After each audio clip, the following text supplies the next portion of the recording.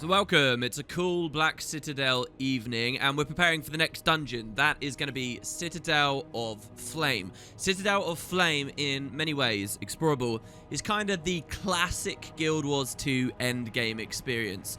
It is home to one of the most casually farmable paths that we've ever seen, and in those immediate days right after launch, really caught on very heavily with efficient ways to run it. I kind of want to give you guys a sense of that in today's video and look at a warrior build that isn't too far from what nearly every warrior ran as meta for pretty much years of dungeoneering.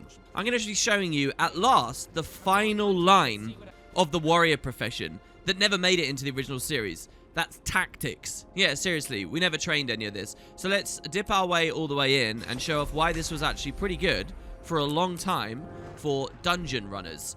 So we're going to come down and I'm going to take our arms line and swap that out instead for our new one, tactics. Now, just to cover them, you'll notice the miners are fairly mediocre. They're kind of cool. Determined Revival to reduce damage we take while rezzing our allies. Reviver's Might, we give might when we successfully get someone up and heal them a little bit. And then Inspiring Presence, when we have might also boosts our healing power at the same time.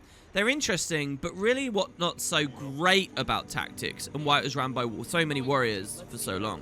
Obviously, this is 2019 balance, and stuff has shuffled around massively since those early days, but the key pillars of what I'm talking about, the staples, are still there and relevant. So we have strength, and crucially, let's just pay attention to this trait here, Forceful Greatsword, which means whenever we crit while using our Greatsword, and we'll be running one on this dungeon, as you can see here. I've gone back to the Ascalon set since Tyrix just cleared out the Ascalon catacombs. I like the idea that he's taken some further loot from it. So we're going to be on Forceful Greatsword here. The rest of it, you know, we're looking to give ourselves extra damage. But now in tactics, if you look at the Grand Master available, it's called Phalanx Strength. And so this is whenever we grant ourselves might, such as whenever we hit with a Greatsword, we also give it to nearby allies as well. The result? A warrior that in dungeons stacks might on everyone around them really hard. For a long time, this was the most reliable and the most significant way of might stacking in-game, beyond blasting in fire fields at the start of fights. And everyone found Phalanx Strength warriors to be almost essential. Combine that with another trait in the tactics line, Empower Allies, which is just straight up giving people more power all the time, kind of like a bit of extra might, and combine that with the fact warriors got Banner of Strength and Banner of Discipline, also buffing people's damage. Suddenly you can see how they were worth a huge amount of turbocharging for the rest of the group. You might even throw in a little bit of Great Justice back in the day to make sure that everyone has Fury when it was a little bit more difficult to get to. People used to run Citadel of Flames with a build like this. I'll pick up, I don't know, Empowered, more damage for every boon on me. People used to run builds very similar to this in most dungeons. Even before all of this stuff was figured out, you'll find Warrior was in a pretty good spot anyway. One particularly funny meta, I believe before Phalanx Strength was even in the game and that super combo, was to just stack Warriors anyway. 4 Warriors and 1 Mesmer to give them quickness, and spam through one of the paths in Citadel of Flames over and over and over, actually relying on the monetary value of the loot from the bosses themselves, not the tokens, to earn lots of money. That died away relatively quickly, but it was a fun moment where you'd use gold boosting stack items to improve your yields that we've never really seen come back in any other capacity with the game. As players got smarter and as balance shifted a bit, the 4 warriors, 1 mesmer thing changed. We started seeing rangers who could buff damage in other ways, like through increasing precision and with frost spirits, and we saw the compositions diversify a bit. And ultimately, this idea of a Phalanx Strength warrior was a staple for the game, and in some ways the definitive warrior endgame experience for years. I thought it would be very cool to go into COF and show you guys exactly how that worked. I'm also running, for what it's worth today, the sigils that improve our damage versus Flame Legion. We actually got one when we finished story mode, and I've been carrying it around. I've just equipped it onto our gear now. And also, I'm going to show you the potions. The potions of powerful Flame Legion slaying, just to show you the kind of damage that we can get. It will look very impressive. In truth, a warrior build like this isn't as high damage as it could go, but in terms of what it's worth for itself and the rest of the team at the same time, this was pretty goddamn meta. I'll point out that in my other weapon set, I'm still using the Fiery Dragon Sword, because I love it. This you wouldn't necessarily run. You'd probably have a mace in your offhand to spam knockdowns and incapacitation on your foes, maybe apply a bit of vulnerability with the axe on the main. This set changed a lot over the years, but the core of having a greatsword that stacks a ton of might with the Phalanx strength, forceful greatsword combo is unquestionable. So yeah, let's jump on in now to the dungeon. Having met with my allies now, we've been able to do something quite interesting with their builds too. Just as I'm running a very glassy, offensively geared warrior that was meta, we're trying to do that with the other builds too. We have one of those rangers with Frost Spirit and Spotter to buff everyone's damage. We have a Mesmer to cast Time Warp for quickness, and we have no support. So it's going to be a game of killing quick and killing hard, and you'll see we start getting a lot of damage splashed back on us because of that zero support aspect that you haven't seen in the other videos so far. The dungeon historian this time says that the Citadel is the Flame Legion's main base, tucked away in the northeast of Fireheart Rise. It's full of crazed char, led by one who aspires to godhood. Now, from that description you might notice, it's actually talking kind of about the story mode, really. And it makes me wonder if all the descriptions have basically been referring to story, but they're generic enough that you don't just quite figure it out. It's a strange choice for ArenaNet to have made, considering those NPCs and their vendor wares are purely only there for explorable. But it might be a lingering result from how the dialogue, truthfully, was just pilfered from the original merchants outside the dungeons themselves back in the day. However, that reference to Garen aspiring for godhood, who's obviously dead, we killed him in story, might not actually be just a story reference. It could work for explorable too. Well, how is that, you ask? He's dead. We'll have to go in and see what the story's dealing with for the answer to that by the end of this video. Hacky Wolfwatcher and Norn says it was a hard fight, but we've secured the Great Gate to the Citadel of Flame and now to clear out the Legion. We read that once before when we were here for story. It's to do with the meta, of course, but this next line has updated. The Citadel is a main base of the Flame Legion. Its commander, Garen, is no more, but his minions continue to fight within. So, same idea. We think we've cleared it out, and in truth we haven't. Who are they fighting? Well, mostly each other. With Garen's death, a civil war has broken out among the surviving factions, she says. We say evil never sleeps. Let me ask something else, what needs to be done, and she'll say to go in with 5 people. Interestingly, that civil war idea that the Char have broken into isn't reflected in the in-game story at all. The description here says, despite Balefire's demise, the Flame Legion has mounted a strong resistance to the packed forces inside the Citadel of Flame. The Civil War thing doesn't happen. I get that it's a cool idea that devs obviously had on the writing boards. It kind of mirrors their falling out after the Carneur was lost back in ancient Char history, but the paths themselves have hide nor hair reference to it. Instead, this is going to be 3 separate path stories about a contingent of packed forces barely holding out within the volcano after Ritlock and Logan left, and what a well and truly still unified Flame Legion is up to. Here I wanted to show you the entrance hall, which once again, like in Twilight Arbor, we actually skip forward for the purpose of explorable. Nice bit of convenience from the devs there. And the other bit of trivia I do want to mention as we go in is that the abbreviation for this is COF, which is very deliberately, I think, referring to COF, an endgame farmable dungeon from Guild Wars 1, whose name was the Cathedral of Flames, and located elsewhere in the world. Explorer Malin cries, reinforcements! Thank Dwayno, we need help with the Flame Legion forces. When you're ready, head in and report to Commander Suma. We say ready and willing. Now, that weird oddity with the dialogue outside, not reflecting what happens inside, is not the only poorly implemented thing. There's a lot of typos coming too. Even after Balefire's death, the Flame Legion are still putting up heavy resistance. We've managed to hold the forward chamber, but I don't know how much longer that'll last. Head on in and talk to Commander Suma. He'd surely welcome any assistance. Some must fight so that all may be free. So yeah, you'll remember by the time we got to this area in story, this place was swarmed with Flame Legion. This is actually under packed control now, and there's quite a large number of packed NPCs wandering about and lingering in the halls. It's nice to see a dungeon that is far enough along in the timeline the pact can be an open force at play. None of the prior dungeons to this point had that. There is an Easter egg here quite early in COF as well. If you walk into one of these side rooms, these Flame Legion barracks now repurposed, you can trigger the spawning of this sneaky little spider, a truly tiny NPC, with the infatuated effect. If you look super closely, you'll actually see it has little love hearts floating away from it. if you've walked into that corner, and only that weird, obscure corner, and triggered the spider, it's called Dozer. It'll follow you around the dungeon forevermore. You can't get rid of it, not until you leave the dungeon and reset the whole instance. Why it's called Dozer, or if it refers a real-world thing, I have no idea. And this was a particularly fun little Easter egg that, because this dungeon used to be farmed so much, you could always impress random pugs by running over, picking up Dozer, and then waiting to see if any of them would notice the strange spider following them around for the rest of the contents. This dungeon actually has a lot of obscure and strange little things. In a lot of ways, it came the closest to realizing that dungeon experience we heard in the starting interview. Malin said you need reinforcements. What can I do? We're holding off the Flame Legion assaults, but I got 3 scouts all begging for extra forces. What do you know? Here they are now. Sir, I have information that Flame Legion shamans are reviving Garen. It's imperative we stop that. The Flame Legion is forcing an Iron Legion engineer to make a super weapon. She is in danger, and so are we if we don't destroy that threat. I know for certain a new Tribune is leading the Flame Legion. He needs to be killed before he unifies his forces. You defeated Balefire. You're solid enough to lead an operation. Talk to the scouts, then let Fuseclaw know your plan.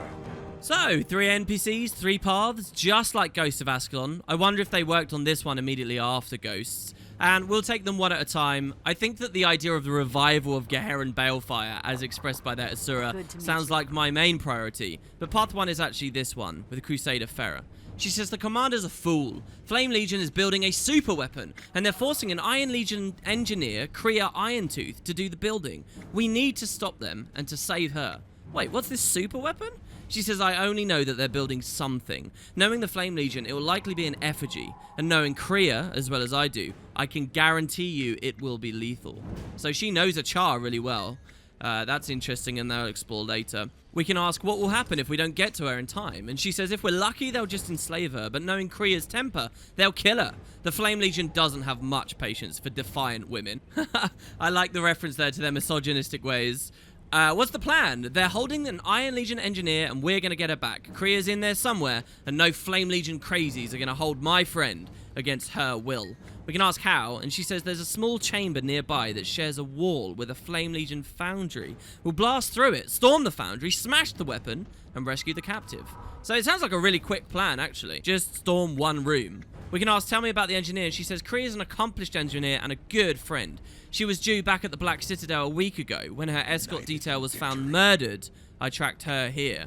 So we're actually going to hear that she's a spy that's been embedded within the Flame Legion. A story the devs quite frequently return to as a concept over the years, we'll see. Why is the commander a fool? Well, he's willing to take a loss on this person because we can't afford the personnel to rescue her. He's even willing to give her the Flame Legion a weapon, a deadly one, they'll use on us. And so, yeah, we may not know the specifics of this super weapon, but the Flame Legion wielding super weapons as a Guild Wars 1 player definitely doesn't sit well with me. So how about we get started with her path? You'll notice that the commander, Suma, we don't actually directly get to speak to, and he has no dialogue whatsoever, just the cutscenes side-by-side dialogue. Instead, we choose our path with this random soldier nearby, Soldier Ista Fireclaw, and she's the one that will give us the vote prompt. Which one of these scouts do you want to help? Farah. The threat of a Flame Legion super weapon is too dangerous to ignore. I'm holding the camera oddly here because someone in comms mentioned that Char is wielding a human weapon. A nice little touch, I guess, of the coming together of the various races. I can't honestly say I'd ever noticed it before. Excellent. Let's get started. Hey, Mag, come with me. I need a little of your expertise. Oh, of course. Lead the way. So here, nicely, Mag of Path 2 will actually join us briefly on Path 1, which feels dynamic and real instead of them just being these static characters that are designed specifically for different paths. This whole walk these NPCs are going on, you can actually speed up by speaking to them before the votes, and it'll make their AI have them follow you, and you can run them all the way up to this gate, then vote, and they'll blow it up instantly. Why do I know that? Fairly obscure mechanic to save a couple of seconds. Because this path, Path 1, is one of the easiest and shortest paths in the entire game. It's here that the 4 Warriors 1 Mesmer path grinding used to take place, and most people know this path of any other in the whole game. Form up and listen up. They aren't expecting us to come through this wall. Once we breach the wall, hit them hard and keep hitting. Mag, it's all yours. Right. You might want to step back. Yes, that was a little excessive. It did the job just fine. Troops, forward. So you'll notice there that at some point in the intervening years since launch, the animation bugged, and instead of there being an explosion that blasts that door open, it just opens and lets us in. This encounter is pretty simple. There are two God-forged fanatics. Now remember, the God-forged are Flame Legion, who underwent a ritual to change themselves in body, and they have two turrets that nuke you as well. The turrets usually fire right as Mag opens the door, so be ready to dodge through them. They do really hurt. Somewhere in this foundry is an Iron Legion engineer who's being forced into building a One's Flame knowledge Legion cannot weapon. go Our beyond job is one's to find her and extract her. Stay close. We're going deep into smoke liquor territory. Turns out the foundry's pretty big. We'll take it from here, soldiers. Hold this entrance in case we need to retreat. At this moment, the soldiers and Mag stay behind. If you did the thing to get Mag to follow you and change his AI, you can actually have him walk all the way along through this path. Collecting NPCs like him and Dozer has always been something I enjoy doing. Here Ferris says, ready? We're about to blast our way into Flame Legion territory. Getting in's the easy part. The getting out's the part not many have mastered. Just remember, the captured engineer's our priority. We say, what are we up against? A desperate and angry Flame Legion. Ever since Balefire was killed, it's been like they've got nothing to lose, which makes them more dangerous than ever. See, this is the complete opposite of the idea of them fracturing. Tell me about the engineer. The Flame Legion's abducted an Iron Legion engineer, or a weapons specialist like no other. Her designs are wonders to behold. I know they'll make her build weapons for their cause. We've got to save her. And if we find any super weapons, engineer first. If we can rescue her, she can lead us to any weapons. So you'll see here, Farah, a human, is prioritizing a char over the super weapons. They seem to really know each other. And with that, let's move a bit deeper in. Down this ramp, you'll see a ton of enslaved char. Pick up those scraps, Runts. We got effigies to... They're making effigies. Effigies are really cool. They're one of those big, iconic Guild Wars creatures to me, but haven't really been used that well in Guild Wars 2, I think. Nonetheless, this dungeon path is kind of all about them. Such as here in Encounter 1. We have the slave driver to kill. Since we don't have a support, it's really important we burst him to death super quickly and make sure his break bars go down as rapidly and regularly as possible. But you'll notice a little bit into the slave driver fight, the effigy back there does actually spawn and come ambling over. Back when the game originally released, and for most groups of players, this would be a really challenging fight where the effigy is a big component of it, but once you get good at the game, you can just burst the slave master to death before the effigy even arrives, and he's mostly ignorable. A shame, because again, I like effigies. Hurry and get out of here. We'll take care of the foreman. You might recognize that Tyrix did actually come into this chamber very briefly during story mode. Make this easy on yourself. Where's Kriya Irontooth? If you hurry, you'll be witness to her death. They're going to execute Kriya. Come on, we need to save her. A bit like Tazza in Sorrow's Embrace, we did just get a glimpse at our path's antagonist as he teleports further away using smoke magic this time. Cross that bridge up ahead. Our engineer should be on the other side. And our job now is to move to the next area across these cool, rickety Flame Legion bridges. Once again, a door is opened here that we could, if we were stacked next to it, very quickly blow all the enemies up on the other side. One of the big advantages of having a Mesmer here is not just Time Warp that you'll watch on occasion, but they'll be able to use a focus offhand to temporal curtain things together. I've mentioned it so often in this dungeon series, I thought it was only worth, at least in one of them, we actually use it. And you'll see how much incredible value we get from that once our Mesmer learns how to use the skills very soon. As with every single dungeon environment we've seen so far, there is a fork in the road here, an optional place for us to visit with some side bosses. But unlike in those other dungeons, where you just kill the enemies and not much would happen, this fork is somewhat more worthwhile. I'll show you what I mean in a second, but first, let's go in the main direction, across the bridge, where these Flame Legion are waiting for us. Listen, infidels! Burn them to the bone! This is a pretty simple dynamic event. As you can see, we're told to defeat the bridge defenses. You can actually skip these guys with stealth or just dodge rolling and running by with swiftness and movement skills. But we'll kill them to show you guys. What's brilliant, though, about this dynamic event is it's not the only one that can spawn. Sometimes just as the opening interview suggested should happen, something altogether different might occur here. But we'll have to wait a second before watching footage of that. In the meantime, let's go to this optional area. We're going to drop down the side of this cliff to find that bridge that's very low. Note that if you do this, the only way back up to the regular dungeon areas are to use a waypoint. So if you're doing some kind of challenge where you never want a waypoint, you're kind of screwing yourself out here. And because it's only accessible via waypoint on the way back now, I don't know how much the devs really wanted us to do it this way.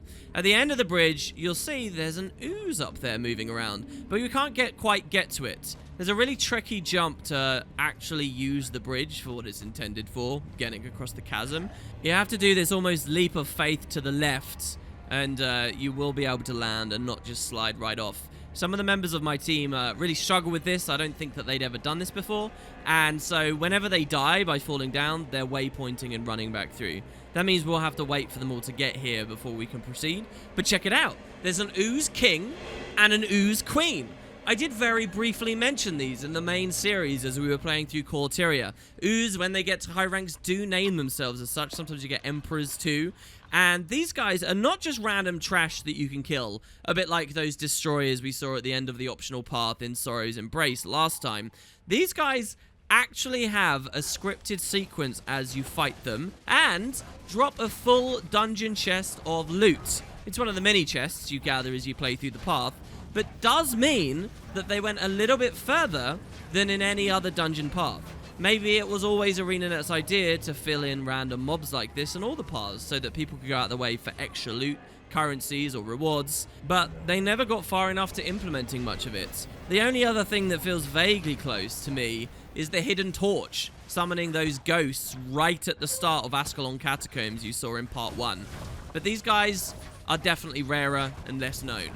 With no support, we do have to be careful, and you'll notice as we kill them, they go invulnerable, only to merge together and form a super ooze.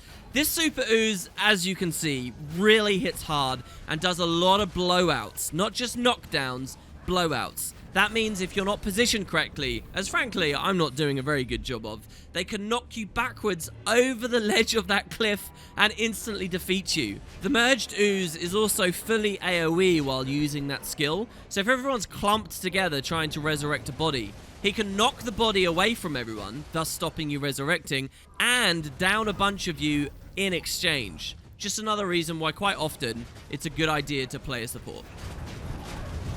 With the United Ooze defeated, there is this long pathway here now that is full of them. You can walk down this for no particular reason, but interestingly it will take you out into a chamber we'll see way later in this video as a part of Path 3. Why there's the connection between the two paths? I don't really know. But as we move, my Mesmer does learn how to use Temporal Curtain, and you'll see how valuable it is, being able to collect entire groups of enemies into one fixed point that all my abilities can cleave and all my friends' abilities can cleave. In Guild Wars 1, we'd have to rely on the AI resetting and all running together on their own, or standing in awkward positions to line of sight around walls where it might not be easy, and line of sighting frankly takes ages, because you have to wait for the enemies to slowly walk all the way over to you. The Temporal Curtain is an amazing tool for just yanking them together and getting your damage out. I actually think it's one of the most powerful tools at the player's disposal. Yes, lots of classes have pulls, but none that are quite as efficient and low recharge as Temporal Curtain.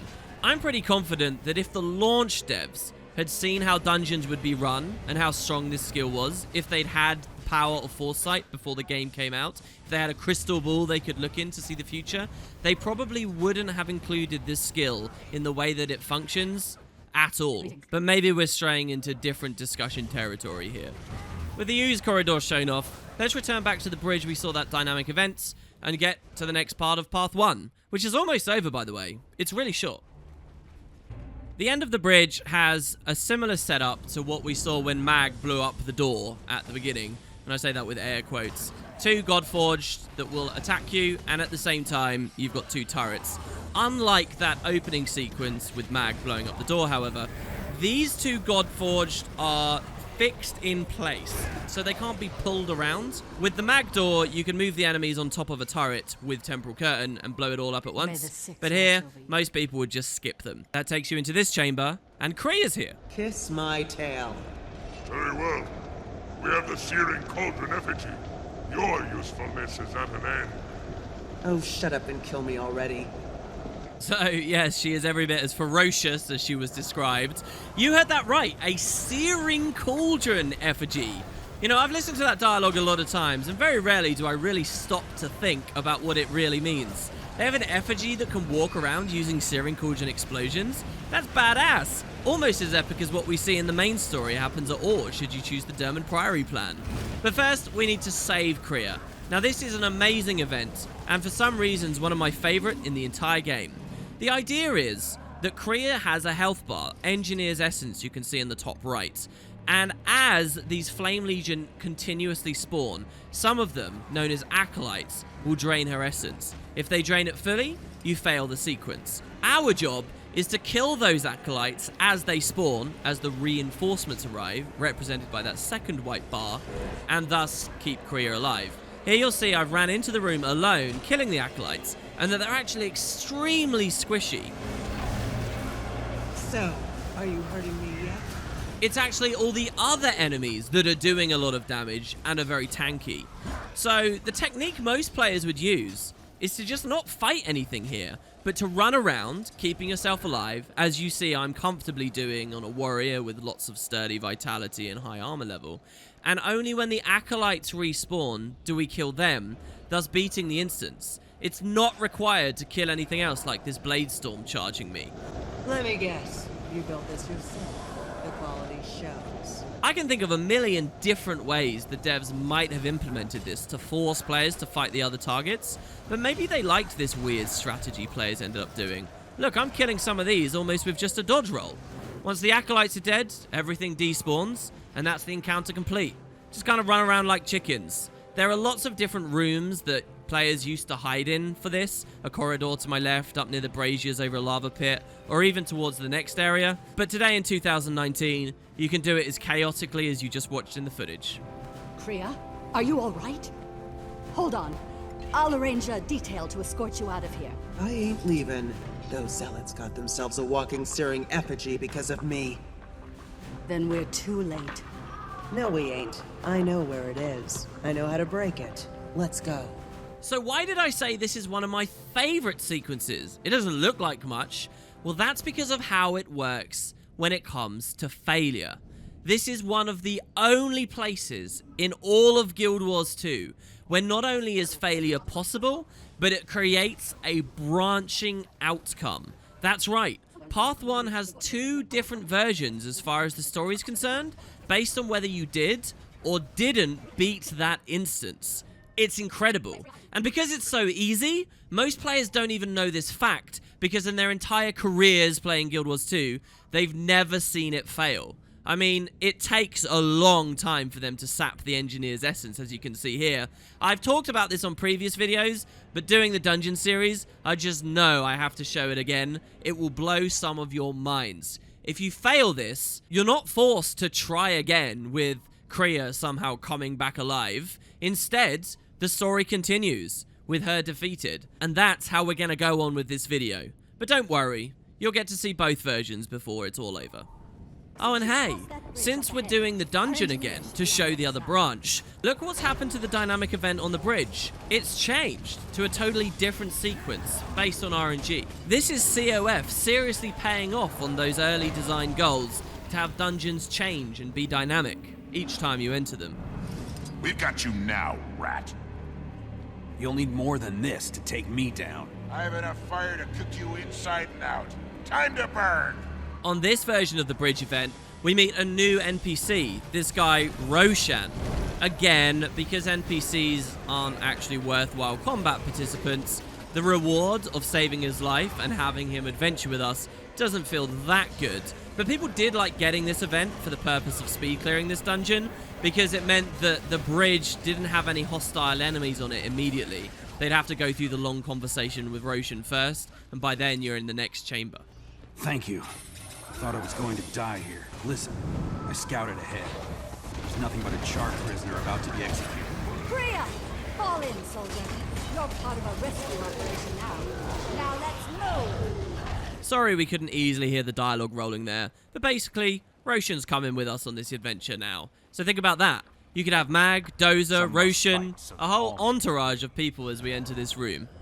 Looking at the timing for this in my editing software, it seems to take about a full 4 minutes of totally idle AFK play from 5 members of your party, not killing acolytes, for Kriya to finally die. It's not hard to see why this is so rare, but when she does die, this happens. Darkness everywhere.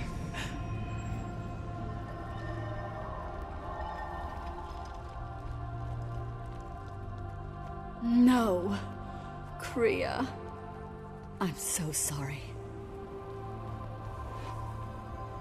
Just give me a minute. All right. We finish the mission. We find what they made Kriya build, and we destroy it. And we skin every Flame Legion in our way. Move out! The dungeon will take the same mechanical course from here. Bosses won't change or anything like that. I guess we don't get the help of Kriya as an NPC ally. They sort of gloss over how we know where to go with her dead. In the other path, it's that she's leading the way. But I do love the effort they put in here. We cannot afford fear in times like these.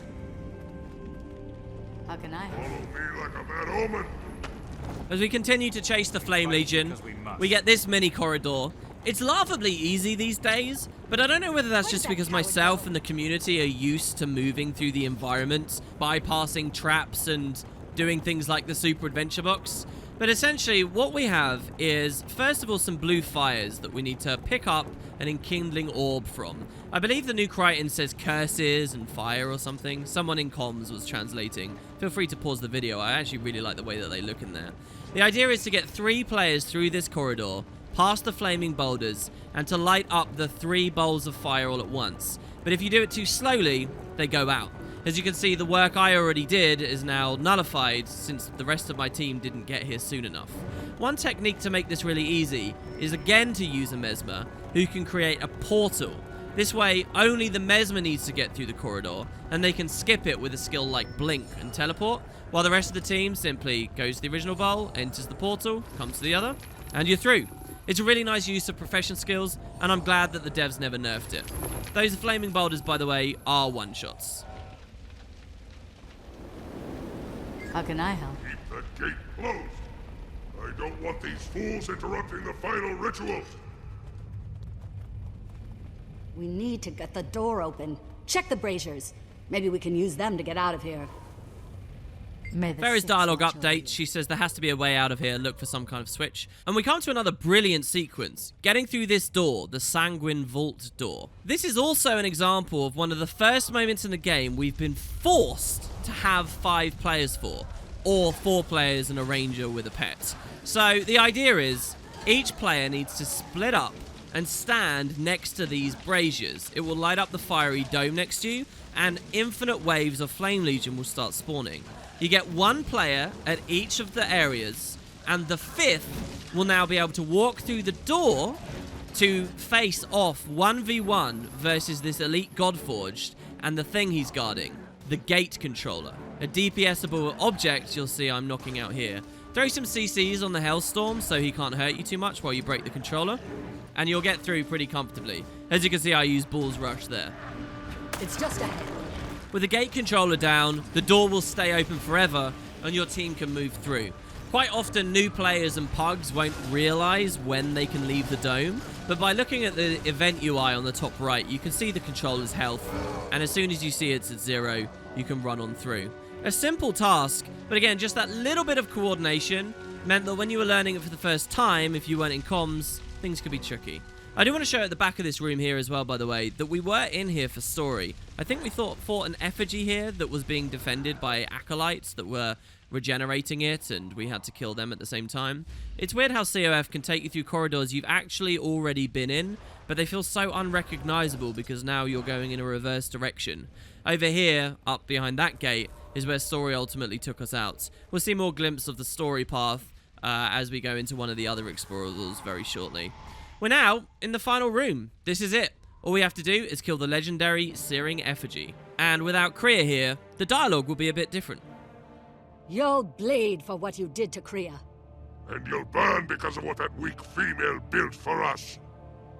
This searing effigy will bring fire to the whole of Tyria. And behind it will march the Flame Legion, over your bones and ashes. Time is now. Ignite the weapon. We shall make the unbelievers burn! What? No! Control it! Control it! No! So, as it seems, Kriya's effigy has a mind of its own and destroys its creators, without our help. Effigy is activating. Destroy it. It's funny, if you play Path 1 and get Kriya killed, it's almost like you're not needed here at all. The sequence itself, unfortunately, is another boss you can instantly kill, but for funsies, I'm showing off the mechanics here. These searing crystals do drop, and they provide a regenerative buff to the legendary searing effigy. I do have a memory of, in the very early days, playing this, and really genuinely struggling on this fight. Maybe you couldn't crit the crystals or something, so he regenerated a lot.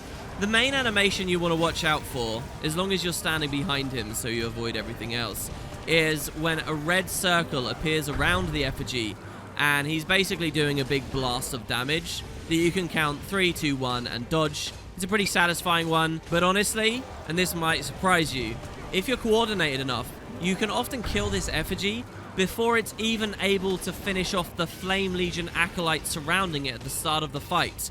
So you're awkwardly standing alongside a bunch of allied Flame Legion by the end. Really. But I think this footage shows a more normal course of events. I wish Kriya was here to see this. She'd probably complain about having to smash her own invention. For years, we fought each other at Ebonhawk. I never thought we'd end up as friends. She'd hate me for saying it, but may Grenth protect her now. I'm sorry you lost your friend. Is there anything I can do? No. I'll collect Kriya's body and bring it to Ebonhawk. She once said she wanted to be buried there. In time, I'll mark this mission as a victory. But not today. Goodbye, adventurer. And safe travels. You'll notice she doesn't call us the commander, just because dungeons have no way of knowing if you finished the personal story, so you're just an adventurer at this point.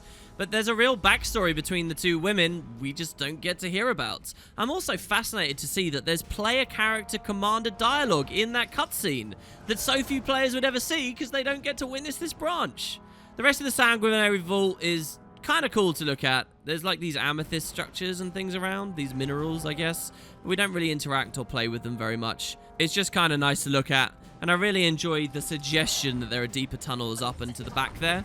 We're actually quite far north in Tyria while in this dungeon, but you never get to explore those. So, with the Kriya defeat side well and truly documented, I'll show you the cutscenes and dialogue that play now if you keep her alive. This is what most people see, and as I mentioned, the mechanics don't really change much, so I'll just show you the dialogue. Kriya, are you all right? Hold on. I'll arrange a detail to escort you out of here. I ain't leaving. Those zealots got themselves a walking, searing effigy because of me. Then we're too late. No, we ain't. I know where it is. I know how to break it. Let's go. Follow me like a bad omen.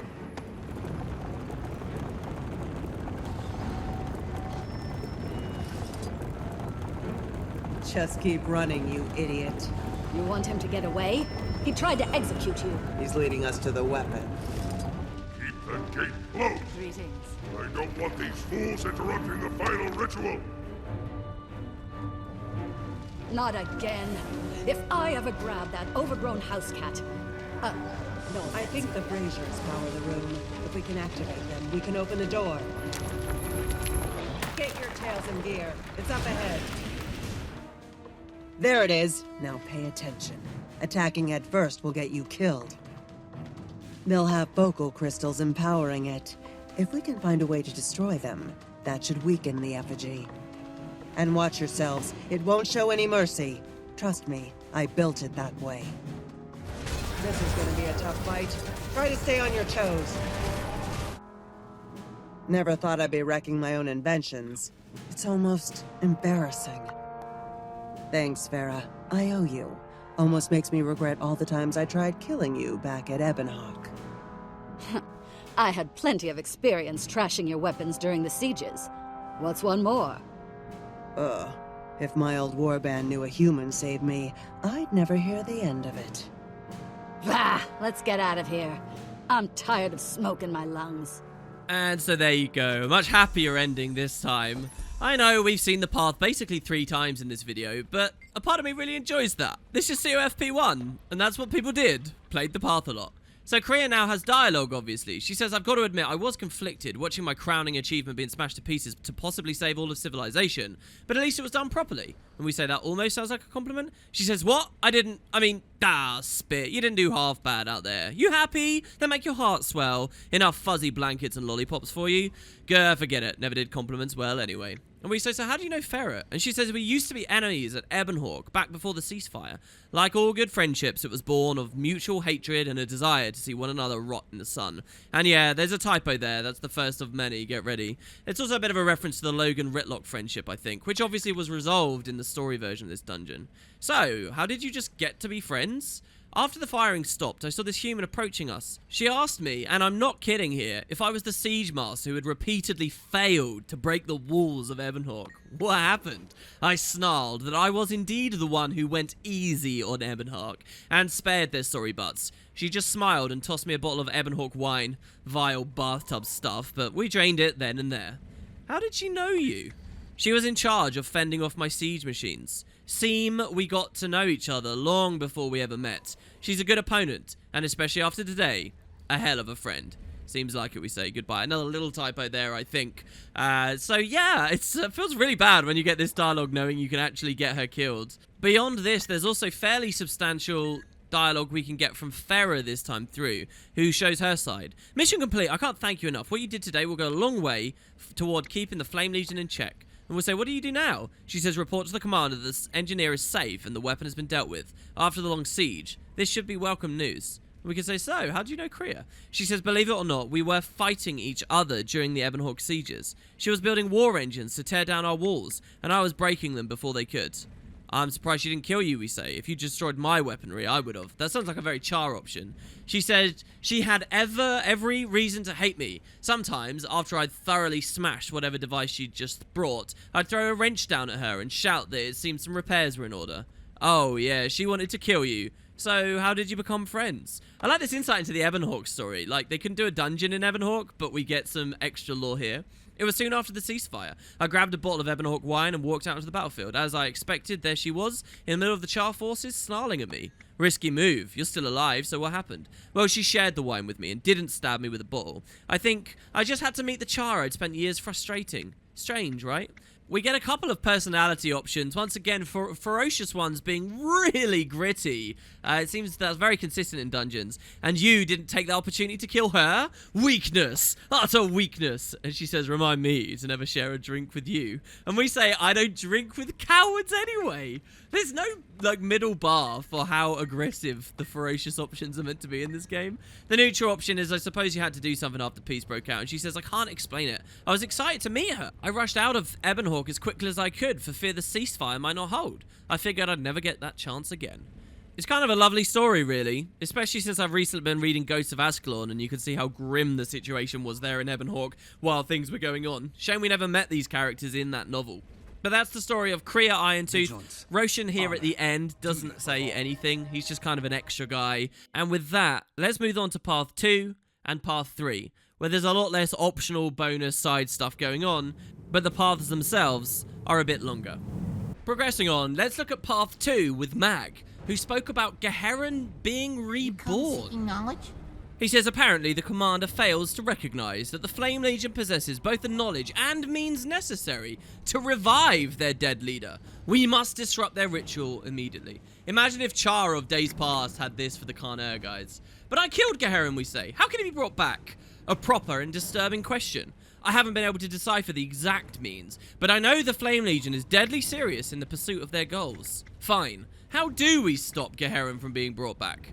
My contact will have more information about how far their plans have progressed. Once we find him, I should be able to find a solution. Okay, so we've got a contact within. This is the spy story I was talking about before that often ArenaNet return to. I must say, it's really nice to see the lore tackling the issue of rebirth being a real thing within this universe. And we can say, how do you know this is happening? He says, a short while back, the Pact embedded an agent within the ranks of the Flame Legion. Deep cover, as the Order of Whispers would call it. Thus far, he's been an invaluable source of information. We say, why won't your commander give you any help then? He says the Flame Legion and Pact are deadlocked here. He feels it would be unwise to divert any forces to my cause, even though that might mean the return of Garen Balefire. I like to think that Mag's being a bit snarky with that comment there, and so that's the dialogue we get. It's a bit more brief than fairer at the start, but there's a lot of opportunities to speak to him as this path goes along. So let's go back for our voting, and choose this time, Mag. Garen's return would mean an inspired Flame Legion. He must stay dead. Excellent. My contact is waiting for us just beyond our barricade. Let's not keep him waiting. So this path pulls us in the opposite direction, up towards the barracks where we grabbed Dozer. What the? The Flame Legion got here first. Dispatch them. With these initial enemies once again being Godforged, they're Hellstorms. That means flamethrower guys. While we fought a few of them in the previous path, I never really talked about the mechanics much. They've got a pull that can CC you, but mainly, once they get their flamethrowers rolling, they don't stop for a long time. It's a lot of packets of damage and can really rip you up. Hurry into the passage. We need to find my contact. Retaliation is a pretty fun way of dealing with them. Some must fight so that all may be free. Mag's dialogue's already updated. He says, hurry, we've got to communicate with my contact inside before his overseers notice he's not at his assigned area. We say, how did you get one inside the Flame Legion? He says, the Order of Whispers aren't the only ones who can know what is unknown. We had a scholar volunteer for this duty. Brave, stubborn fool. We need to find him. I was supposed to meet him here. Oh, Sparks. They must have captured him. Hurry. He's in mortal peril. I feel there's a subtle suggestion in this dungeon, as the first with the Pact, that maybe each path is themed for each order. The first one being Vigil, this being Priory. Ugh, that smell. They must train Devourers here. But that's probably totally wrong. I'm always tempted to think that way, and it doesn't pay off. This next part of the dungeon just involves a lot of walking around with no monsters, until finally we find a mechanic that's a lot like Graveling burrows in Ascalon Catacombs. They've been feeding prisoners to Devourers. We must stop them. Most players familiar with the path will wait where we know the burrow type thing is going to spawn, but for this video I'll show you the actual idea. Not here. Let's try another one. You're supposed to be waiting with Mag in this cul-de-sac, and then behind us, oh look, it's a Devourer nest throwing a lot of elites at you. Of course, if you wait at that nest, then you can kill all of these Devourers and the nest at the same time. Most people never see the second wave of foes. I will point out, Devourers are pretty dangerous. Even in regular Tyria, they do a lot of damage, so you upscale them to elite in a dungeon, and their basic projectile attacks can really siege you down. Another small side chamber now.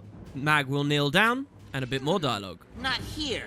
Let's try another one. Those long silent sequences where the only tip-off that something's happening is to look specifically at the NPC with you can be quite confusing at launch. Players wouldn't know where they're meant to be, and especially on this path with this corridor, you might be lulled into running up this road, not realizing that Mag's no longer following you, but doing a specific thing in a specific room.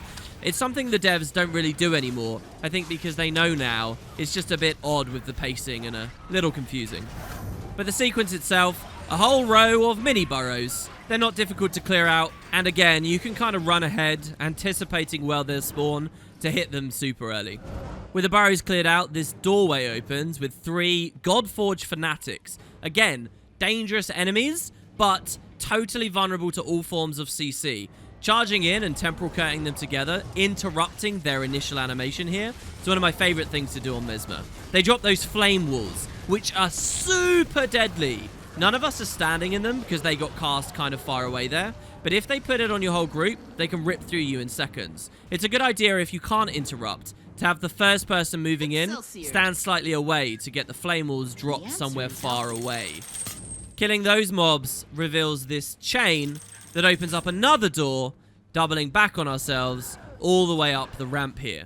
This is a weird area of the path, and it's not very linear, because we're going to turn around again and run back down this ramp in a very unintuitive manner in just a second. Talk, imposter, or I'll call one of my devourers in here. Sounds good to me. I hear they're delicious. So, is this the agent? Our Ash Legion friend, Seer Sneakblades? Well, I guess we'll see. So, in Path 1, we had the Slave Master. Path 2 has something similar, the Prison Warden. This guy's got an interesting mechanic that's really easy to miss. A summon he'll use only at low health. And of course that means it's very easy to miss as he dies too soon. He also uses a whip, a full-on whip. You sometimes see in some places in the open world is obviously not a player possible thing. The closest you can get is a lightning whip on an elementalist. So here, once we get him low, we move away. The break bar gets broken here as well, stunning him, making it even longer before he summons his friend. But check it out. At low health, the Prison Warden will create a Siege Devourer. Elite Giant Siege Devourer. This Siege Devourer doesn't have a break bar, so you can pull it around and kind of blow it up. It also has a minimum range on where it can siege from. So because it spawns while meleeing you, you don't often get to interact with it much. But a fun little thing that now feels almost hidden in the dungeon, even though for many years it wasn't this missable. I heard Garen. I couldn't see him from behind the stones, but his voice was wavering and weak like a ghost. And they locked up the ritual chamber tight. It will be impossible to fight or sneak your way in. If he can talk at all, then they'll be done reviving him soon. Get back to the camp and deliver your report. Leave Garen to us. So it takes a long time for this path to actually talk about the whole revival thing. Sadly, Seer just runs off without any dialogue for us, so we don't get great details, but Mag updates. He's now most interested in the fact that the ritual chamber is supposedly locked up tight. He says the Flame Legion and their impenetrable doors. I've seen doggy doors more secure. So confirmation there, guys, that Asura have invented doggy doors. We merely need the elements for a binary explosive compound. Follow me. The proper ingredients should be close. We say, what kind of ingredients? He says magmasite and auracite. Scarce in most parts of Tyria, but abundant in geological enclaves such as this. I know of a method for combining them into a rather potent explosive. And there we have another typo. You might recognize that this is not the first time in a dungeon we've had an Asura excitedly talking to us about explosives. Well, that will be relevant again in a second. He also talks about these two ores, magmasite and auracite.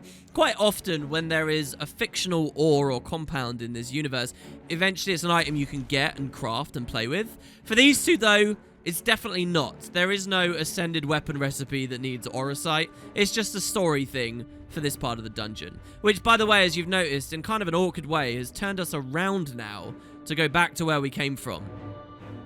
This is the only route to the ritual chamber. It's crawling with Flame Legion vermin. Do we have a plan? We? No. Me? Yes. I'll need to fashion a large explosive. Luckily, the caves ahead should have the ingredients I need. I like that super generic and probably reusable commander dialogue there. They could have done that more. The Flame Legion has wired this room to blow.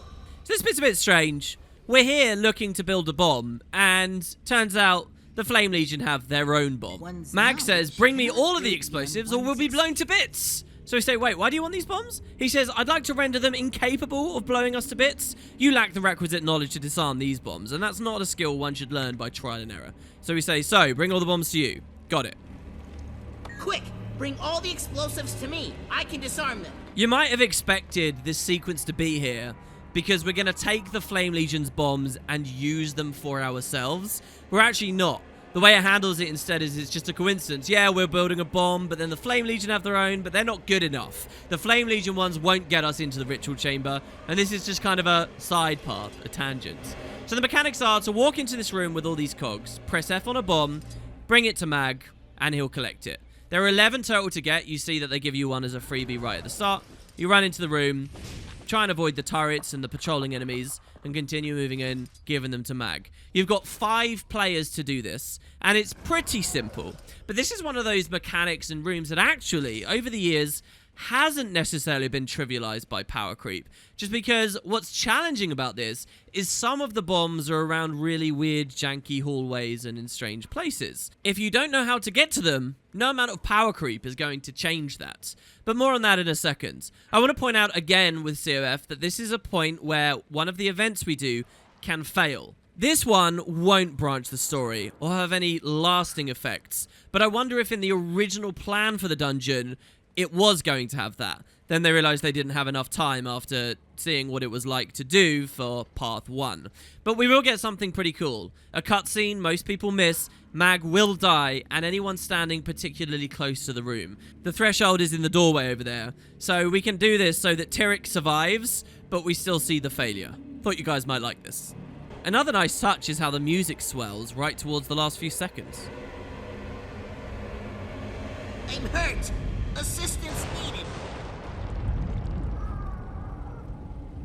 And there you have it. We have to move in now and revive everyone, including Mag. I know a second ago I said the story doesn't change in any lasting way, but Mag will have some new hilarious dialogue immediately following this. He says, "Oh, you're still alive? How fantastic for you. Let's give it another go. But if I might offer a slight adjustment to your strategy, this time, try bringing all the bombs here." We say all of the bombs.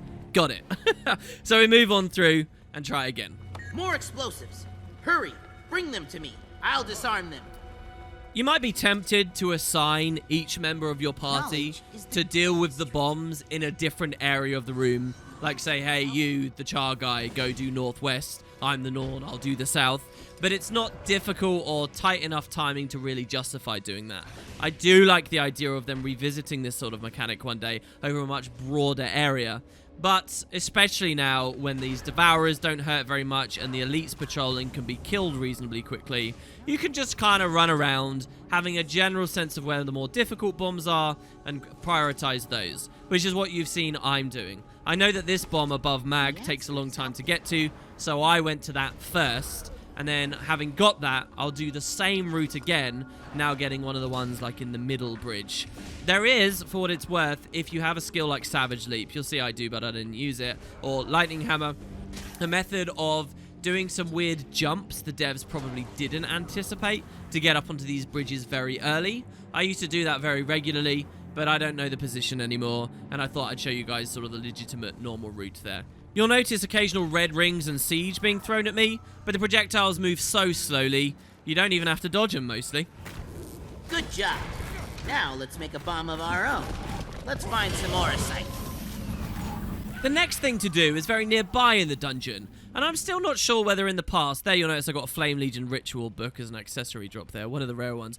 I'm not sure whether in the past while making a video I embarrassed myself with this.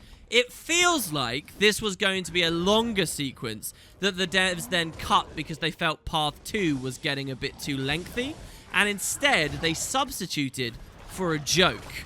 But I've had others say that they think it's just a joke, was never meant to be anything more, and I'm looking too closely at it. Pay close attention to the timer on the top right as Mag is working on his orosite in a second.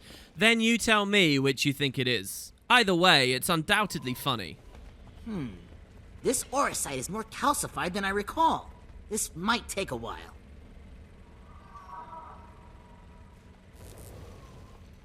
Hold on a minute. I see a weak spot.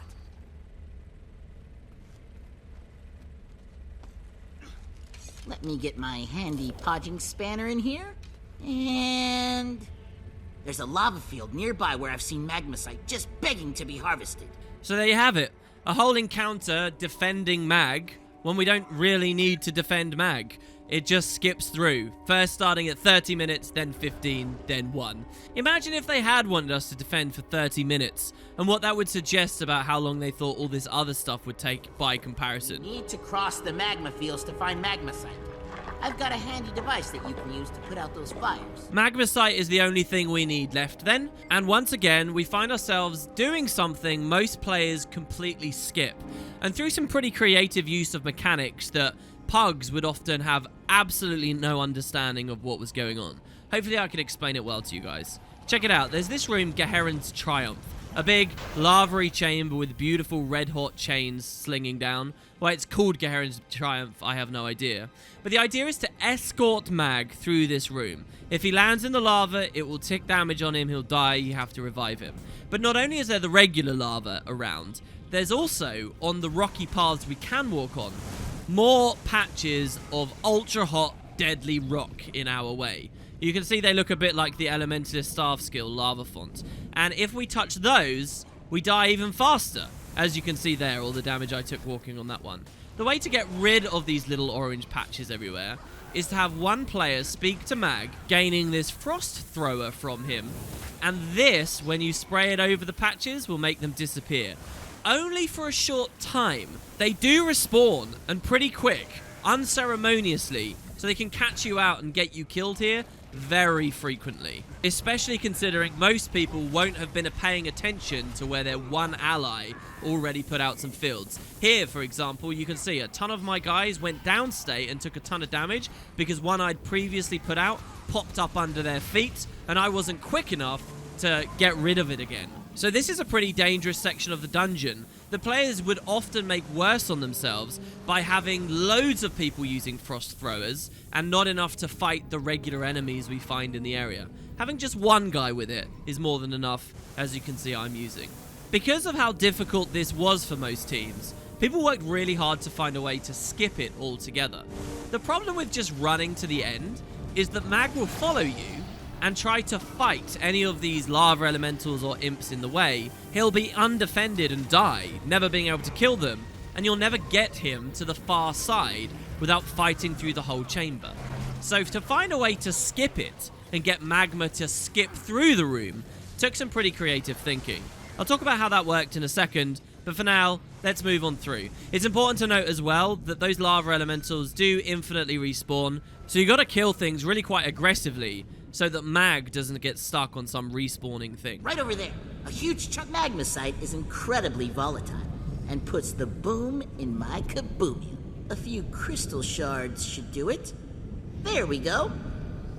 Now that I've got the components, we can go for it. The ritual chamber is north. So, here's the technique for skipping this. All you actually have to do is to get Mag to stand next to this big rock for even a split second. His dialogue will trigger, and you're complete. The tactic takes advantage of the way NPC snapping works that I talked about in Corticus's Manor. That being, if you move far enough away from an NPC, they'll suddenly teleport to your location. Step 1 would be to have all 4 players standing with Mag back in the previous bomb room. Have just one person run all the way through the lava room beyond the elementals next to this rock. They can use stealths and teleports to make things even easier themselves. Once they're in position at the end, all your other teammates can leave the dungeon or waypoint to the entrance of the dungeon, and then Mag won't know where to go.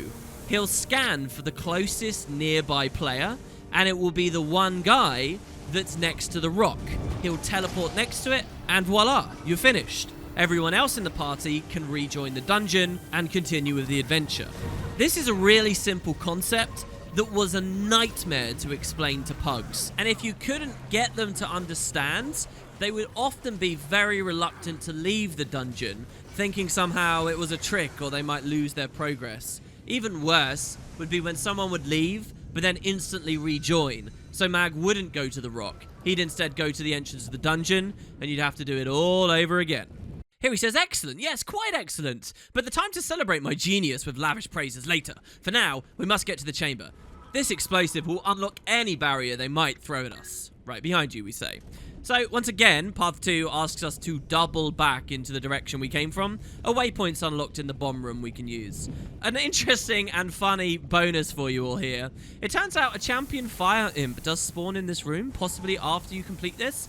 Until I was recording this video, I had never fought this thing. I'd just waypointed past it. So we thought it would be fun to show off. It's a champion that uses the imp mechanic of creating altars that makes it invulnerable. Really fun, I think. But this goes disastrously. I dropped my gun to fight the imp, and right underneath us right now is one of the lava fonts. So, with the combined force of the lava fonts plus the imp, here I go down. Instantly defeated, and Tyrix is knocked out. It doesn't go well for the rest of the party after this either. With no support, everyone melts, and the Imp is the first thing to fully wipe one of the dungeon groups in this series. It's an optional boss. Oh, I didn't know what we were getting in for. Scary stuff. Continuing with the actual dungeon involves walking through a door that opened at the back of the bomb room. There are a couple of random, newly spawning Flame Legion that wander around here, like a single Flame Legion plus their Drakes. They're not elites, just regular mobs that you can have fun smashing through. Another side corridor with a mysterious sort of spherical cul-de-sac at the end of it. Who knows what the devs had planned for these, as they're littered throughout all the dungeons. But we're going to walk on now to the door and the next pretty challenging mission, for right at the start of launch anyway, and I'll show you why. We need to get in. Let's persuade the guards to let us apply a bit of kaboomium to the door. These guards are the Smoke Lord classification. I do want to point out one of their abilities. It looks a bit like the Elementalist Earth Attunement Staff 2, which is a small bit of rubbling, moving earth at your feet. After a reasonable delay, it explodes. When you're an Elementalist, it's just a bit of bleed. But when these guys cast it, it's damage and blind, and then when they finally detonate, it's a huge explosion with a lot of pressure, and the telegraph is very poor. I just want to say that now because they'll be in Part 3 a little bit more relevant. Mag, at the door to the final boss room, says the Flame Legion think they're clever, but there's no door that won't yield to the battering ram of science, especially my science, ready to protect me as I plant the bomb. And we say, go ahead, I'll cover you. They sealed the ritual room from the inside. Nothing my kaboomium can't fix. Give me a minute and I'll blow this door to pieces. I love Mag and the way he says kaboomium. So yes, the battering ram of science is unleashed here, as we have the second really pure time gate mechanic we've seen in dungeons now, the previous one having been in Ascalon Catacombs. This one doesn't take as long as that Ascalonian Catacombs room with the burrows, but in my opinion, it's the more frustrating one to play these days, because you kind of do have to keep damaging things. At least in Ascalon Catacombs, you can just hit a burrow a bit and then go AFK. This is a relentless onslaught for a good long while of killing things. You'll notice these stealthed Flame Legion assassins. They have one stack of stability that we can rip off of them since the stability update over the years. This used to be permanent stab, and they're slowly going to march towards Mag. If they get to him, they attack him and do a ton of damage. If Mag goes down, you failed the encounter, and you have to revive him and try again. No flashy animation, cutscene, or extra dialogue for us to see this time, though. So we'll just roll on through with this. So the idea is to keep killing Flame Legion, and whenever you see one of the sneaky assassins in stealth, run on over and blow him up. Of course, it's not real stealth. It's just that translucent effect you most often see when your allies have it. But I do think it's a nice little touch to help differentiate the really dangerous assassins from the rest of the char. I mentioned a second ago that this was once upon a time a really hard moment, and that's because it was. I think back at launch, every single enemy you're looking at here was an elite, and the tactic most of us used to get through here was that of graveyard rushing. Send one player in to drag as much aggro as possible and run in little circles. Then when they die, the next guy waiting in queue would rush on in and run in little circles while everybody waypoints back and sprints back into the room. Really funny, but actually worked. Later it was reworked to make the enemies specifically squishy, and this assassin mechanic was implemented instead. Like I say, it's just a time gate mechanic. We're still only 60% of the way done after I've rambled through all of it, and it's more frustrating to me because you just stand here pressing your buttons and waiting and waiting and waiting.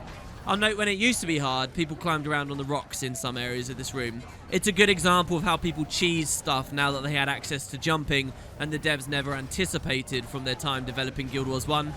But as far as beating it in 2019, all the rocks are pretty much irrelevant. Just press your buttons. Oh, not good at all. Please step back. So Mag opens the door. I guess he lost control of the bomb there. The music gets really intense. You'll notice they've done that a lot in COF, even using that extremely sad track when you lose Kriya in Part 1. Well, it's time to meet Garen again. You again. This Citadel is mine. I will enjoy watching you die slow. in agony. Good to know you still remember. When I return and become a god, I'm turning you to cinders, one bit at a time. I'll burn you alive! There it is. They're using that to power Gaheron's crystal. Destroy it! Garen is back for this last boss fight, and it might not be the last time. Get over here. Finish this rabble off.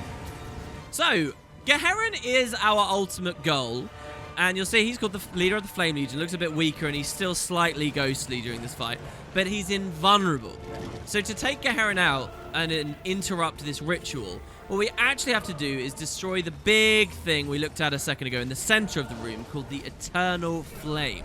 During this time, Garen will attack and fear us and launch CCs. And there's an added complication in that to kill the Eternal Flame, it too is invulnerable and being protected by these acolytes. So you'll see that Path 2 actually has the acolyte mechanic that we saw in Path 1. You would have expected them to unify them into the same route, no? But you'll notice here in this final boss sequence, as I now look towards the Eternal Flame and demonstrate that it's invulnerable for you all, it's actually a really big room. In Path 1, it's a tiny area that the acolytes can spawn. Here, it's a very big place. And at launch, there was less movement speed power creep available to players too. So unless we're extremely mobile and high damage, what we probably want to do is take all 5 members of the party and spread them around the room, assigning an acolyte to each. You can just kind of naturally work this out without verbally doing it, just by walking in and making sure you're not standing next to anyone else. And then, once everyone's in position, we can try to each kill our acolyte at around the same time. All the acolytes will be dead at the same time, and the invulnerability will drop off of the invulnerable flame, allowing us to damage it until the acolytes start respawning. When the acolytes respawn, they'll appear in semi-random new spots, so you have to keep your eyes up and move to a new place. Don't just expect an acolyte to reappear where you killed the last one. So that's the mechanics. Right now, I'm just waiting for my teammates to slowly walk all the way into the room, find an acolyte, and once they've all been picked, we just say to each other, okay, let's kill him. Acolytes, just like in Path 1, are super squishy. They're not difficult to kill at all. And now you'll notice when I target the Eternal Flame, it does not have invulnerability above us. Our Mesmer cast Time Warp there, which was really good. You've got to try and avoid these fiery fields. And Garen there particularly managed to do a lot of good damage to me with this. 2 of us went down. Focus on reviving and keeping as safe as possible. One of the things you can do as an elementalist here is just cast your meteor shower on the top of the Eternal Flame and basically kill it all on your own. People would use skills like the Ice Bow to do that also. We get a reasonable amount of damage, and it actually survives until it goes invulnerable again. So I'll show you the mechanic once more. We're going to all spread out, split apart, make sure everybody's nice and healthy, always be ready to revive before things get out of control. You'll notice here I even break combat. There's no reason to attack the acolyte. I suppose I could damage it a bit so that it's low, so that when we make the call, all I have to do is auto it once. But yeah, we're just slowly waiting for everyone to be in position, as I have been for a while now. It can be kind of difficult if you're the one that Garen is targeting. He often sticks to one guy. As you can see over there, one of my party members is being harassed a lot. And you can't do much about that. But there you go. We'll break it. Everybody attacks. The Eternal Flame blows up, and Garen is not happy. No! I was so close. Curse you all! And stay dead. Stopping Garen is another nail in the Flame Legion's coffin. And that's the path done. I'll point out that the Eternal Flame can very rarely drop a recipe for an item called an amulet called the Eternal Flame. Its flavor text is that this flame is untouched by the wind, but the nature of that as a relic is never really explained by the game. Maybe a story for another day. Mag has a lot of backstory for us though, and at last, something I set up in the Caudicus Manor episode will now come to pass. Never in my life could I have imagined such a battle, such heroism. Thank goodness all of you are here to witness it. This exploration will garner the Demon Priory a treasure trove of knowledge. It doesn't even sound like Mag, that opening dialogue. We say, what are you going to do now, Mag? He says, acquire what samples I can from this chamber and proceed with the analysis of a lifetime. The Flame Legion were clearly on the verge of a breakthrough. It's unprecedented and it must be studied. See, they could do a future story. What was the breakthrough? The Flame Legion nearly succeeded in bringing a spirit back from the mists and merging it with a corporeal body. It's a powerful magic and one we must be prepared to counteract. We saw humans doing this, but with the help of Grenth in the past. These guys are doing it on their own. We say, or? He says, please tell me you jest. Imagine if the Flame Legion were capable of bringing back their greatest generals. What if our killing them only made them smarter and stronger? I swear they're hinting at a Kana resurrection story here. We say, what are you hoping to achieve? He says, if we can only reverse engineer their process, maybe we could create an anti-energy wave to disrupt any future attempt. I'd love to see the looks on their faces when Balefire is a no-show. So we can ask him, how does someone in the Derman Priory know so much about the explosives? He says, during my matriculation at the College of Statics, I joined in a crew of like-minded geniuses who shared a fascination for the demolition arts. Obsessed, really. We studied explosions day and night. We say, aren't you just blowing things up? What's there to study? He says, detonation force, aether chemical reactions, experimental blast stress theory. I can shape a charge that will destroy a wall from the outside and leave the wallpaper inside intact. Again, there's another typo there. There's so many in his dialogue. We say, what will happen to your crew? As you might expect from a group of boom fanatics, we were volatile. Our crew was torn asunder by a combination of unrestrained hubris, cruel accusations, and torrid romances. Torrid romances? Her name was Truffer, a genius in blast radius theory, just like my mum.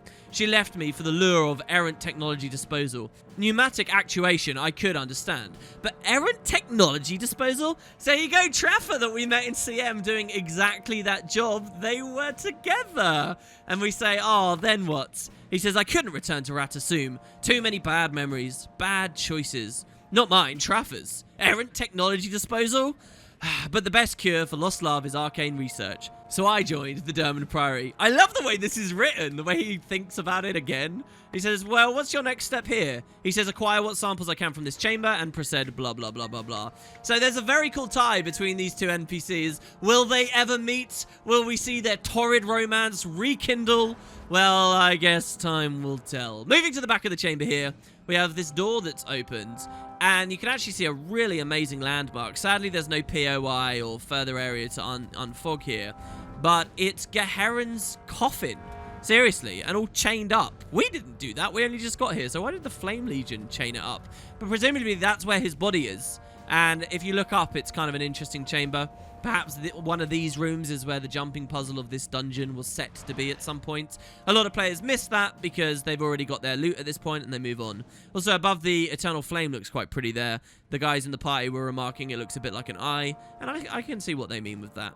So there you go, that is Path 2. I really like that story. And as I mentioned a second ago when we entered the room, it does seem to set up the idea that they might try again with Gaheron. Like, what happens to that coffin? Does anyone destroy the remains? I guess the Priory's got it? Well, as long as nothing too crazy with spirits starts happening in the future, I'm sure everything will be okay. Path 3 is all that's left, but an interesting moment here, that the dungeon is now locked as we leave, thus meaning we have to complete the meta again.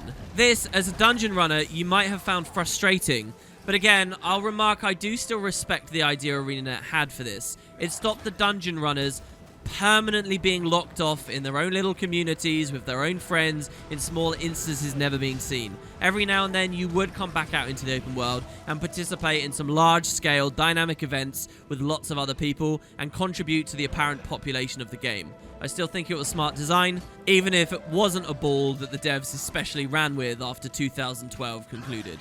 Path 3's main NPC is this Sylvari called Agent Rhiannon.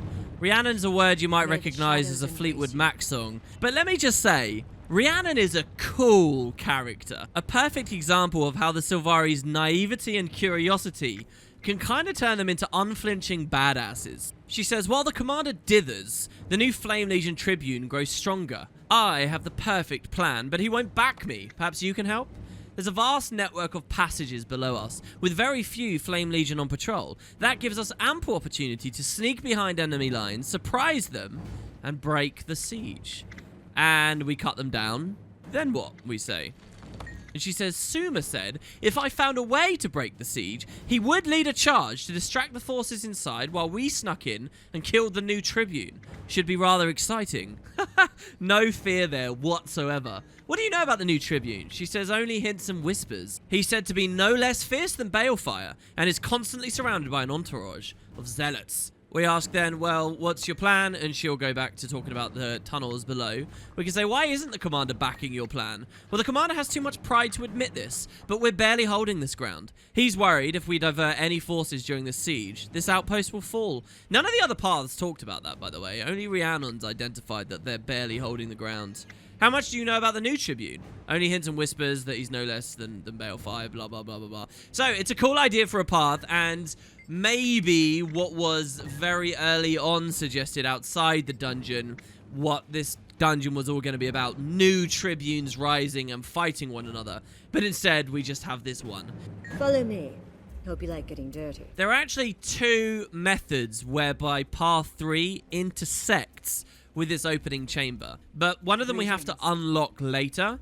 So first, we're going underground. This is going to take us to the end of that ooze corridor I showed off as an optional place you could visit during the Path 1 content. But this time, because we have Rhiannon with us, there'll actually be meaningful things to do in there. You'll notice I triggered the bug to get the other NPCs with us for fun. The pit is filled with monsters. I've snuck through a few times, but staying undetected as a group will be difficult. Another sequence here involving splitting up.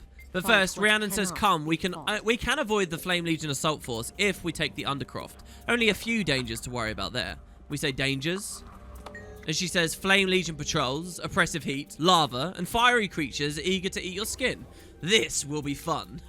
Okay, I'll take your word for it. Have we got a nutter with us? It's kind of weird to think of a Sylvari. She's quite brazen, but also a member of the Order of Whispers. Like, she must know how to be careful where it's important.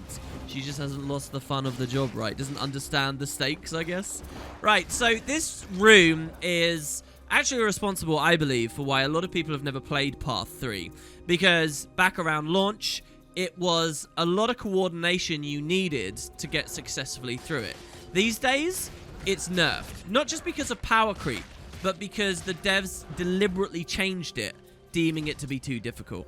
Here I'm just showing off the ooze corridor, and none of the teammates were with me, so I almost got myself killed. Luckily, the build I'm running cleanses immobilize on movement skills, so my Savage Leap freed me and allowed me to start dodging again. But yeah, we could, in theory, if we wanted, run all the way down there and all the way up to the twin oozes to take them out as a part of this path. I think. I've actually never done it from here. Maybe they don't respawn unless you're in Path 1. I'm not to know. But so the idea here is first to run to the far side of the room and that slope where you'll see there's some allied currently God-forged flame callers. The Char aren't supposed to know we're down here. This is sneaky, but they're in our way. You! What are you doing here? As soon as they spot us, rather than alerting their forces, what they do is throw up these impenetrable flame barriers that bar our progress. And the sequence begins. On the top right, you'll see it says we need to light all of the torches to clear the way. In this oil fields, where currently tar elementals and fire imps, I believe it is, are constantly respawning, you'll find 3 cogs marked on the mini-map. They're these interactable mechanisms, these claws of Balefire. If we can interact with all 3 of them at once, the fire barriers that the Flame Legion set up will be pulled down, and we can go and kill them. So once again, this is a moment where COF is encouraging us to split up. And indeed, you do need a minimum of 3 players to be able to do this. At launch, it was much harder, because you didn't just have 3 claws to deal with, you had 5. That meant having a whole team of players who could defend themselves against infinitely respawning mobs, like these fire imps here you'll see I'm going to easily clear out. You needed 5 players that could all defend themselves in this way, so that they could hit their claws. But it's slightly more complicated, because activating a claw actually takes a period of time. It's a bar you need to charge, and if you get attacked at any point while charging that bar, then you're interrupted. So not only does everyone need to be able to defend themselves, you all need to kill all your enemies all at the same time, so when you all press F, no one gets interrupted during the coordination window. There you'll see, our team did it very comfortably, because it's easy to defend yourself these days. and there's only 3 objectives to go for. But doing all 5 was really rough. And being at the beginning of the path, it meant a lot of people would just prefer to go for Path 1 or Path 2 that were comparatively much easier. After this, it's just a simple fact of killing these flame callers. There are the turrets that fire at you the second the passageway goes down, and I was happy to get that on footage here. But I do like this sequence. Whenever dungeons get us to split up, I like it. You feel the impact of your presence as a part of the team much more when you're split apart. It was one of my favorite things they did in Guild Wars 1, and COF, across its paths, does it more than any other dungeon. Cross this bridge up ahead and we'll ambush the siege troops. So, all we have to do is walk up this road and open the way for Commander Suma. Suma, who's done nothing so far in any of these paths, will finally actually have a role to play.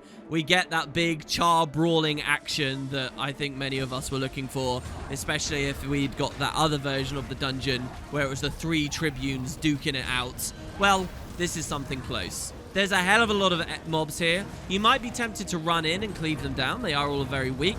But be careful. If you get too bloodthirsty, you can bug here.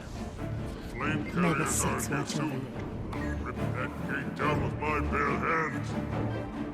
So here they all are. You'll see they have a siege devourer sieging the gate right near where we chose our paths. And that's going to be the extra entrance to path 3 from the original spawn. You'll notice we haven't unlocked a single new waypoint yet. That's because it does this pretty smart little thing where we loop back to where we were earlier on. You can only get this commander to 50% health before he goes invulnerable and looks to fall back. Quick, to the pillar! We can take out the siege devourer now. The doorway opens and Suma pushes through with members of the Pact. They're now going to set up a bunch of mortars. We can hold this position for now. You go up ahead and clear the way. They'll actually clear the way mostly for you. And this is the part where if you run through, you can tag all these enemies and actually get loot. But it's tagging those, I think, that could cause buggy stuff. So I'm always scared too. We can hold this position for now. You go up ahead and clear the way. Fight what cannot be Perfectly fought. executed, she says, but the true fight is ahead. The commander needs us. Let's go. You'll notice there that Suma's dialogue in this dungeon is a bit like how Living World Season 3 and beyond dialogue is handled. You press F on him and he doesn't actually have any written text to go through. It's all just voiced.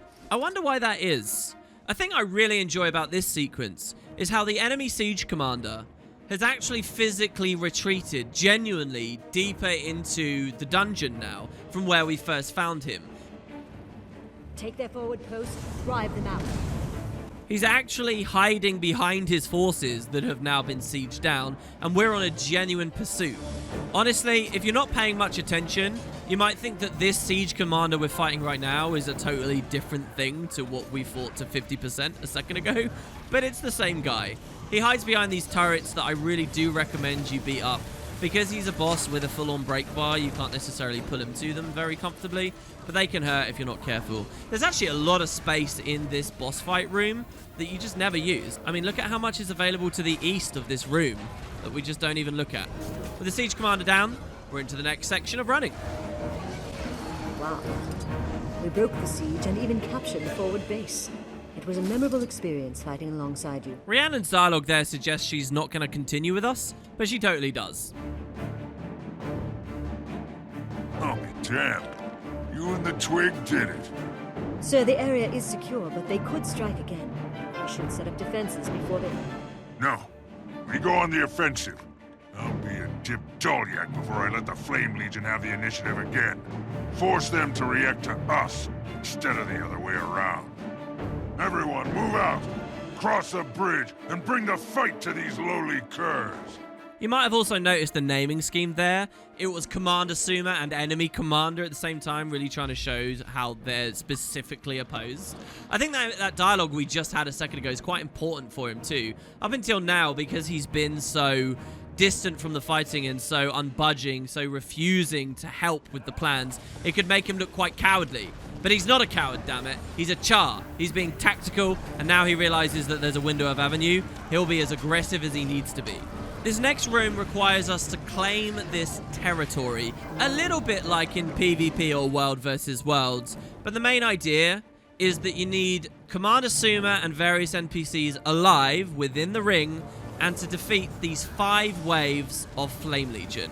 Each wave has a slightly different composition, and for many years the way I would beat this would be by line of sighting over on a cliff to the northwest of where you're currently looking. You can ignore Mag having a bit of dialogue there. He's only on this adventure because we bugged him to.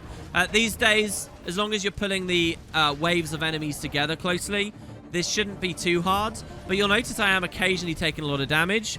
Usually that'll be something like a Smoke Lord. And in fact, when everybody gets blown up, that's exactly because of that rumbling earth blinding animation I talked about earlier on Path 2. The wave of Smoke Lords here can be very threatening, especially if you're balled too tightly. Hold positions until reinforcements arrive. Sir, we've driven them from the main hall, requesting permission for us to continue our mission. Permission granted. From hell, Scout. All right then, follow me. So, back onto a specific adventure with Rhiannon. Before we leave, you can get a bit more dialogue from Suma as he holds this place. I'll tell the tale of this for years to come. Good work. I like the idea that this is such a minor adventure to us, the players, but that char it really sticks to. One's knowledge cannot go beyond one's experience. This next encounter is a fun change of pace. It's not really about combat, but movement. We need to get through this room, the Ashen Chamber. Rhiannon says, no stopping. We shall find the new Tribune and make him see oblivion. Just like that. Won't he have an army protecting him? They will be aware we're coming. They will be armed. They think we will be easy prey. Let us ruin their full sense of security. What a boss she is, seriously. So, this sequence, I cannot tell you how many hours I used to struggle with when people didn't quite understand how things worked. So, what have we got? Well, these glowing and then not glowing orbs. While they're glowing, they function as traps, such that if you're standing next to them, they trigger the red ring, there's a delay, and they explode. If you're in the explosion, they'll one-shot you. But while they're not glowing, you can just wander through. So you can either dodge at the right time, or just walk near them when they're not glowing, and you'll be fine. But the game is to get all the way up this long corridor, now that we know how it works with the first few as an example. And yes, they pulse in that long line, which we can maybe outrace. But there's also on the left and the right these other 2 permanently active orbs. What that means is we're going to be pretty much forced to explode those as we pass them. Unless maybe you can weave left and right, though I've never actually tried, and I think would be too slow. You'd get caught by the, the long chain in the middle. So what's going to happen is if you go one by one and you use swiftness and movement speed and stuff, you can easily make it. But similar to in Story's Embrace with that mine mechanic, if someone's following directly behind me as I move at the front of the pack, then they're going to get caught in the explosion and die. So you should endeavor to go all at once or steadily. One, and then the next, and then the next, and then the next. There are lots of ways to get around this. You can block the damage of the explosions, you can evade the damage of the explosions, or you can stealth. And while stealthed, the orbs don't know. So there you go. You can see one of our players going with an arcane shield on Elementalist and doesn't take any damage. As stealth, they won't even know how to explode in the first place. So here we're having our Mesmer give us swiftness and mass invis. And you'll see I'm just walking. Just W. I'm not using my greatsword skills. And then at the end, I dodge through and I make it. Unfortunately, the players behind me, though, all went a lot slower than me. I guess they didn't see the mass invisibility being cast, and so where I made it, they all got defeated. Pretty unfortunate. Obviously, a mass invisibility from a Mesmer is a short duration stealth. If we had someone to blast in smoke fields, or we had a thief that could just straight up drop a shadow refuge or something, things would have been even easier. The problem our team now struggles with is that because when I came into this chamber, I wasn't in combat, but the original Elementalist to go up, I guess didn't know that these turrets and things would be here, and they got into combat. So because they were in combat, all the guys that died in the puzzle room are not able to waypoint and respawn. So now me and the Mesmer I'm with, sorry, not the Elementalist, the Mesmer I'm with, we need to break combat. First we tried to fight to do that, but we realized we probably wouldn't make it. So instead we're just running all the way deeper into the dungeon up this ledge to get the combat break here. And once the Mesmer comes, nice and slowly here, eventually they'll combat break and everyone else can waypoint and try to go through the chamber. In coming up here you'll see we actually sneakily already triggered the next fight, Garen's pet Drake. Now that's a fun one, but I'll talk about that in turn. So now the Mesmer and I can just stand and wait and hope everybody knows how to get through the room. It really is as simple as just walking and executing like one dodge. But if they fail for a long time, our Mesmer could even drop a portal here, waypoint to the other side, and allow them to all skip. There's a million ways to get through this. The only thing I'm not advocating me and the Mesmer do is to get into combat right now, because if they fail, us being in combat doesn't do anyone any good.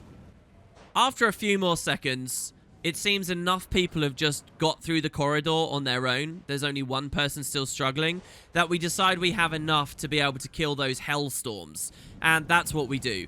We move through, killing the hellstorms, and if we can take the Drake out at the same time, it will technically count as finishing the next encounter and will trigger a waypoint here, meaning anyone still stuck behind could just come through. You might want to try that if your group is struggling here, but in the end, as you can see, all 5 of us in my run through did get through perfectly okay.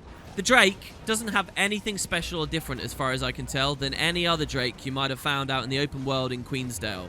It breathes fire and it tail swipes, but in general, it's going to be no match for you. I like the idea that in story they should have referenced Garen's pet Drake as we killed him so that we could look forward to killing Explorable, but as is often the case as we know with such things, they didn't do that.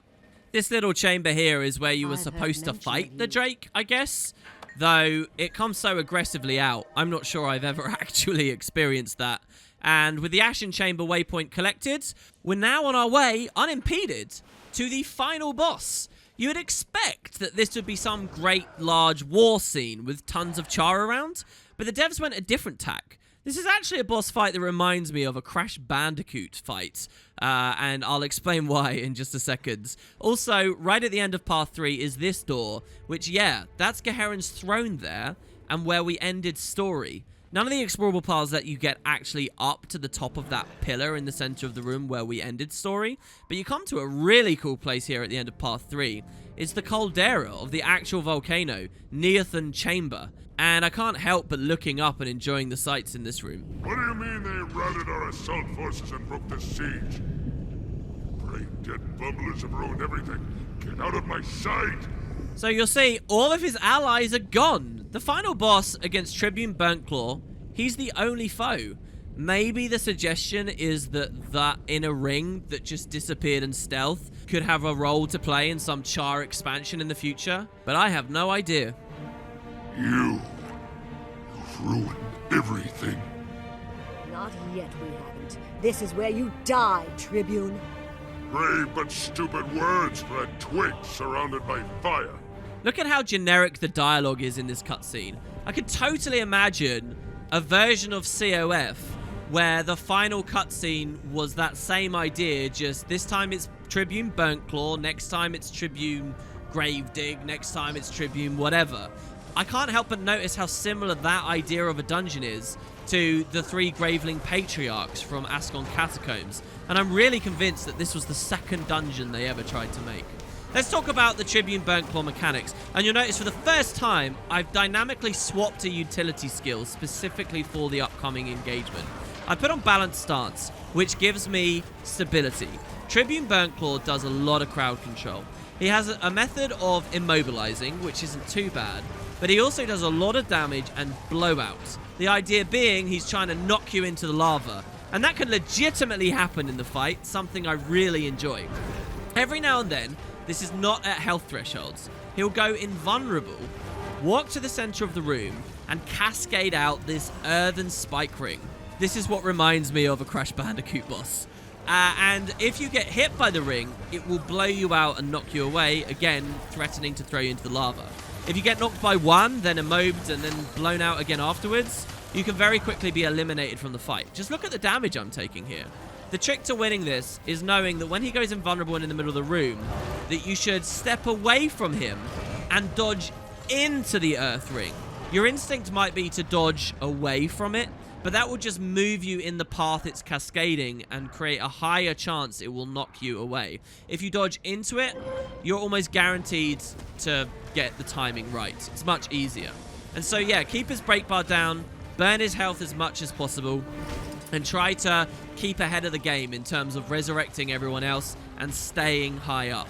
I really recommend people run stability for this. Here you'll see how aggressively I run to my Mesmer ally, give myself stab and res, just so that we definitely get the kill.